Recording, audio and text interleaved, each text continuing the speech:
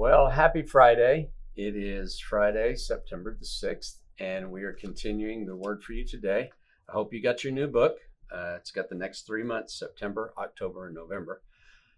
Today's devotional is titled, However Small, Jesus Can Use It. Our scripture reference is John chapter 6. I'm going to read verses 5 through 9. It says this: When Jesus looked up and saw a great crowd coming toward him, he said to Philip, "Where shall we buy bread for these people to eat?" Now, he asked that only to test him, for he already had in mind what he was going to do.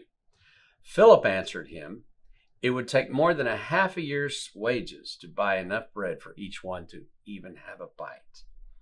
Another of his disciples, Andrew, Simon Peter's brother, spoke up. "Here's a boy with 5 small barley loaves and 2 small fish." Have you ever felt like you didn't know exactly how to handle a situation? You know, I'm looking at I'm looking at the scripture here, and Philip and Andrew, two completely different reactions. Philip is saying, it's going to take way too much money. It's going to take half of our year's salary to just give even one a single bite. Obviously, he thought it was ludicrous that this was even suggested. And then Andrew, I'm just wondering, when Andrew found this boy, what was he thinking? I mean, a practical mind would say, okay, you've got this little bit of bread and this little bit of fish. Let's give that to the master. And maybe his faith was greater than mine. When I read this, I'm thinking, if I had been Andrew and saw that, I would have passed over it, thinking there's just not enough for just the boy and me. But Andrew, out of obedience, brought the boy and said, "Here's a boy with 5 small barley loaves and 2 small fish." Let's just step back and take a look at this picture. 5,000 people, probably 5,000 men and their families, more like could be 15,000, as many as 20,000 people. And yet Jesus decides he's going to feed them.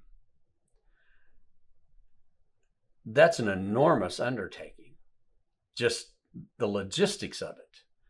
But Jesus wasn't concerned about logistics. Jesus wasn't concerned about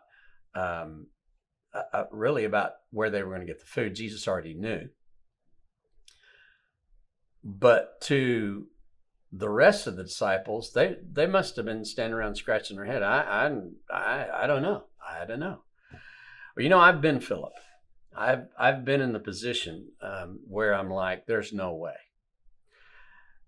In the history of this church, one time we had a campaign called Project 77, where we had, at that time, we had $325,000 worth of debt that we wanted to eliminate. And so we called it Project 77 because we designated a Sunday that we would take up an offering to eliminate our debt. And it just happened to be 77 days. So our goal was everybody prayed for 77 days on how they could contribute to eliminate our debt.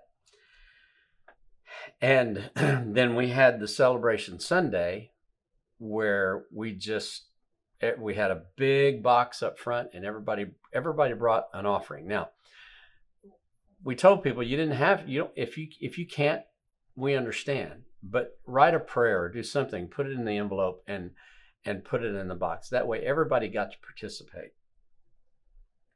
Well, I'm leading a song so that we sing while people are coming and dropping their offering in this box. And in my mind, I'm doing the math, and I'm thinking there's 350, 400 people here. For us to reach $325,000, not each family, but almost each person would have to give $1,000. And in my mind, I'm thinking, there's no way. My faith was so small that I just didn't think we were going to accomplish that. I was Philip. I was the guy saying it would take all that we have and everybody's just going to get a little bite. Well, let me tell you what happened at the end of that service. They came in. We literally, after they counted the funds, we had collected over $600,000. So God spoke to me in a very hard way and said, I showed you that I do this. You don't do it. You can't, sure, you can do the math, but what's going to happen is going to be under my control, not under your control. So to get back to this, what the author of this devotion is trying to say is that it doesn't matter how small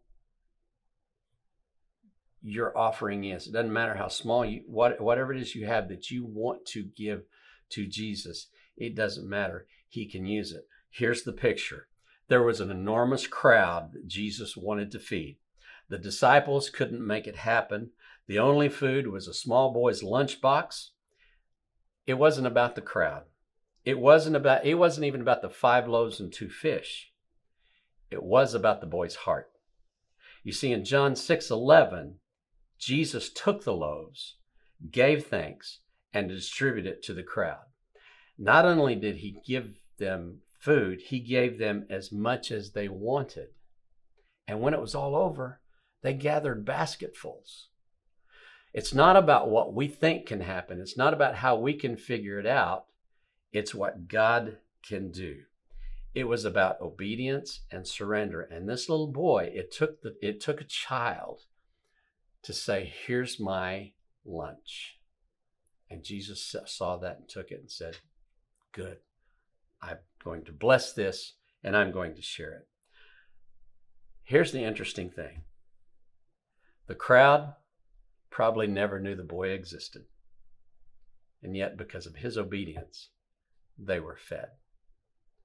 I pray God can use you in the same way.